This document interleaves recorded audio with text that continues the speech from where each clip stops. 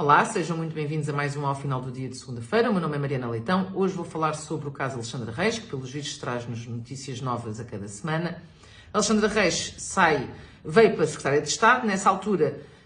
vem a público que quando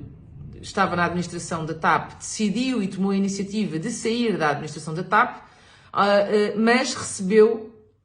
uma compensação de 500 mil euros, ou uma indenização de 500 mil euros na sequência dessa saída.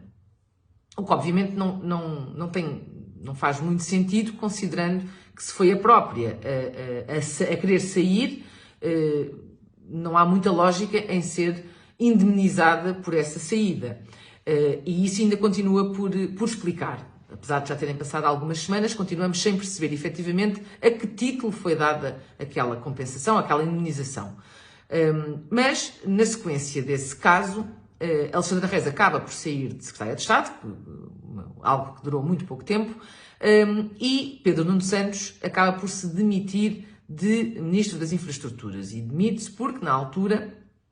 confrontados com estas notícias sobre a indemnização, os dois ministros que tutelam a TAP, Pedro Nuno Santos, Ministro das Infraestruturas, e Fernando Medina, Ministro das Finanças, vieram dizer que não sabiam de nada. E, de facto, é extraordinário como é que, numa situação deste género, ainda para mais num tema tão sensível e que já custou aos portugueses mais de 3 mil milhões de euros, dois ministros que tutelam diretamente a empresa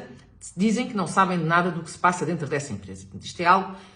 que, em circunstâncias normais, jamais poderia acontecer e, de facto, admitem-se coisas neste país que não se deveriam admitir, nomeadamente isto. Mas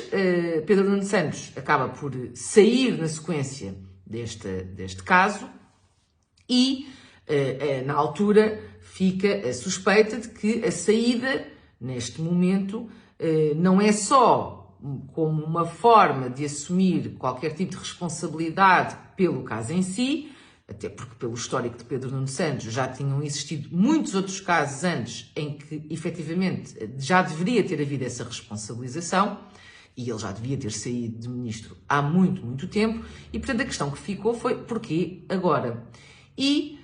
obviamente, criou-se, no fundo, a suspeita de que estava a ser feito neste momento para permitir que Pedro Nuno Santos se afastasse deste governo, em que, de alguma forma, António Costa está a dar a Fernando Medina, no fundo, a abrir caminho para Fernando Medina ser o próximo o seu sucessor, no fundo, dentro do Partido Socialista, e, portanto, a saída de Pedro Nuno Santos era já para se posicionar como também candidato e começar, obviamente, a fazer o trabalho interno dentro do Partido Socialista para se posicionar como candidato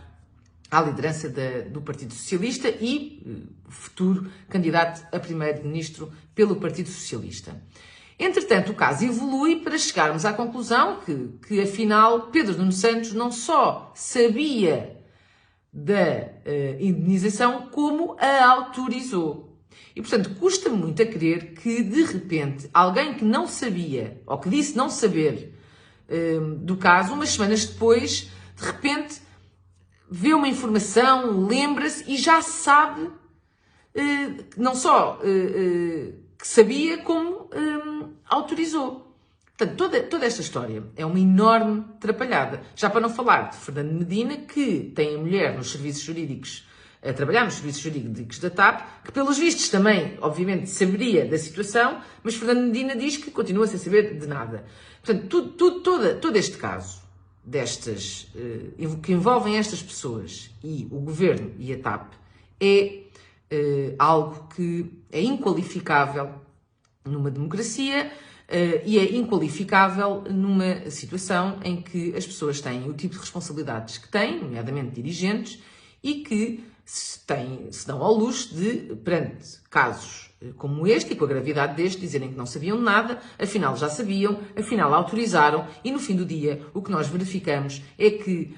aconteça o que acontecer, nunca acontece nada a estas pessoas. Os dirigentes fazem o que querem, decidem o que querem, bem ou mal, e nunca sofrem as consequências das suas más decisões, das suas mentiras, das suas dissimulações e, portanto, continuam impunemente a fazer aquilo que querem, a decidir aquilo que querem, sem prestar contas a ninguém, E este sentimento de impunidade é exatamente aquilo que faz com que este tipo de casos aconteça com cada vez mais frequência. E, portanto, é preciso que haja responsabilização e que haja consequências concretas para que, de facto, as pessoas percebam que há uma responsabilidade que têm perante os cidadãos, todos nós,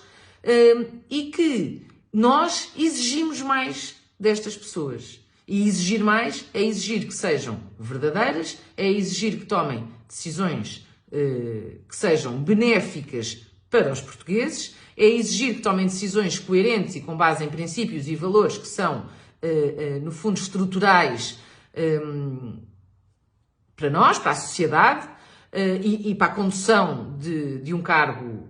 político e, portanto, é preciso começarmos a exigir mais para que estas pessoas, de facto, comecem, os nossos dirigentes, a perceber que têm de ter esta responsabilização e que não passam impunes para que, de facto, estes casos deixem de acontecer. E para isso é muito importante não existirem maiorias absolutas e é muito importante que haja, efetivamente,